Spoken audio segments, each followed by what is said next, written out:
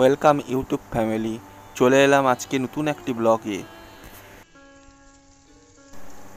প্রথমেই বলে দিই, আপনারা যদি নিউ ইউজার হন তো পেজটিকে সাবস্ক্রাইব করুন ও শেয়ার করে অপরকে দেখার সুযোগ করে দিন। চলে এলাম শ্রী শ্রী রাধা মাধব মন্দির, দাঁতন, পশ্চিম মেদিনীপুর। সবাইকে বাংলা নববর্ষের প্রীতি ও শুভেচ্ছা। আগামী দিনগুলো খুব ভালোভাবেই কাটুক। পুরো মন্দিরটা ঘুরে ঘুরে দেখাচ্ছি।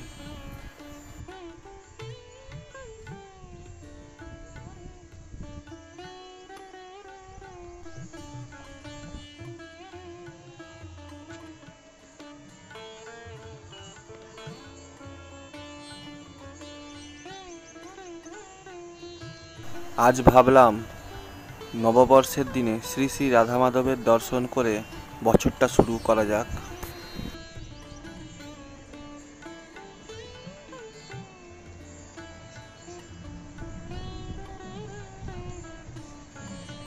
এবারে চলুন এক পা করে উপরের দিকে এগিয়ে যাওয়া যাক।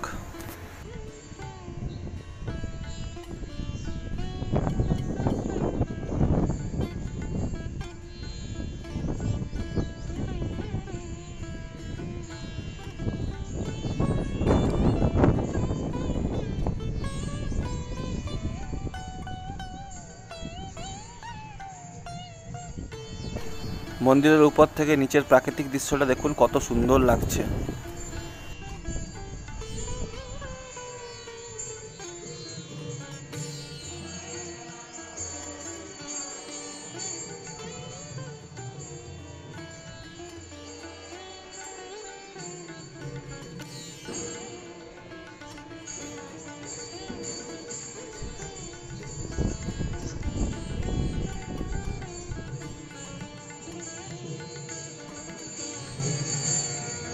প্রথমেই মন্দিরের চারদিকটা ঘুরে ঘুরিয়ে দেখাচ্ছি।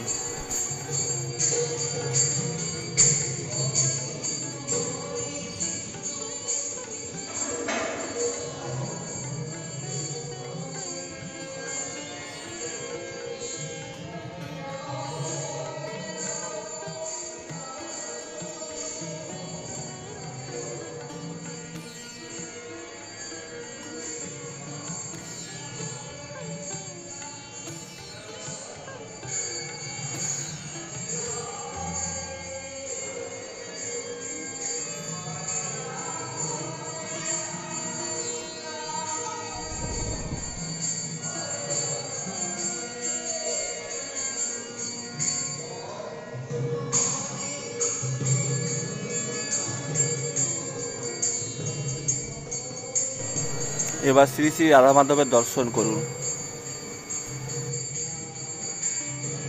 আগেও বলেছি, আবার বলছি, এটি দাঁতন, পশ্চিম মেদিনীপুর, দুর্গাপুর গ্রামে।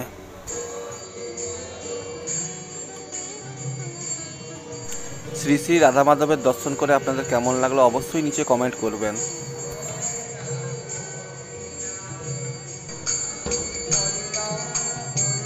মন্দিরের সামনেই শ্রী শ্রী রাধা মাধবের নাম কীর্তন চলছে।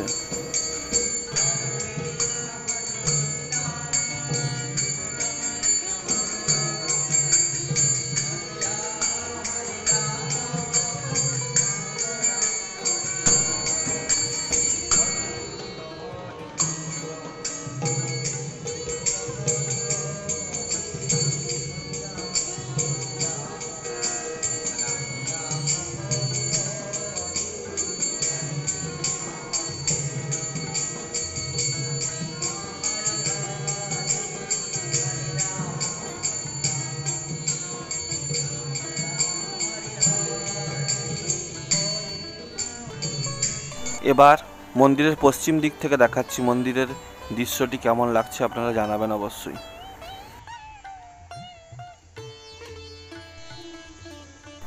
এবার চলে এলাম মন্দিরের ওই ফুলের বাগানে।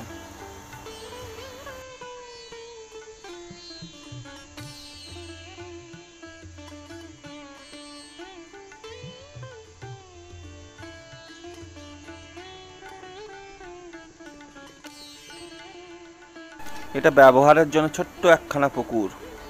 মন্দিরের বাউন্ডারিরই মধ্যে।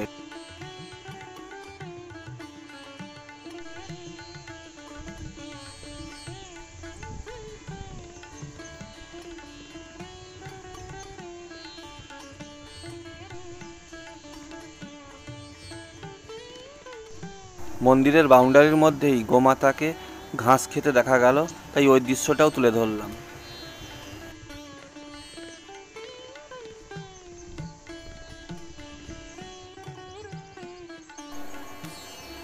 মন্দিরে ওঠার আগে বাইরের দৃশ্যটা একটু তুলে ধরছি আপনাদের সামনে।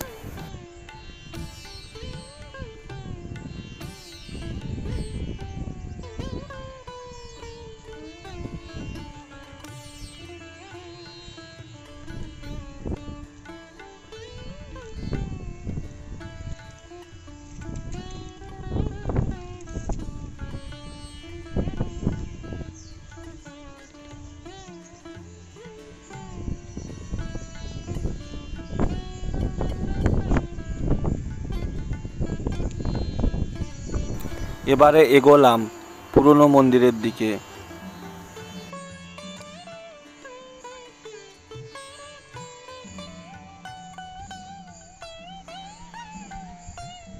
পুরনো মন্দিরের চারদিকটা ঘুরে ঘুরে দেখাচ্ছি।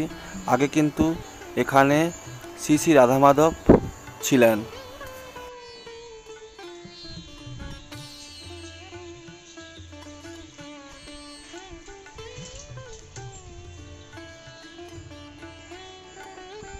এখানেই থাকতো শ্রী শ্রী রাধা মাধব। এখানে ভিডিও ফটো তোলা সব কিছুই বারণ আছে, তবুও আপনাদের দর্শন করাবো বলে আমি পারমিশন নিয়েই ভিডিও করলাম। আজকের দিনে আমি এখান থেকে ঠাকুরের প্রসাদ নিয়ে যাব বাড়িতে, তাই রান্নাঘরের দিকে আস্তে আস্তে করে এগোচ্ছি।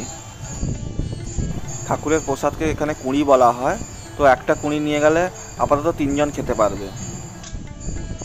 তাছাড়া এখানে বসে খাওয়ারও ব্যবস্থা রয়েছে। একটি কুঁড়ি নিলে 120 টাকা, আর এখানে বসে খেলে 60 টাকা করে। আজকের ব্লগটা এতটাই। কেমন লাগলো অবশ্য কমেন্ট করে জানাবেন। শুভ নববর্ষ, ভালো থাকুন, সুস্থ থাকুন, আগামী দিনগুলো খুব ভালো কাটুক।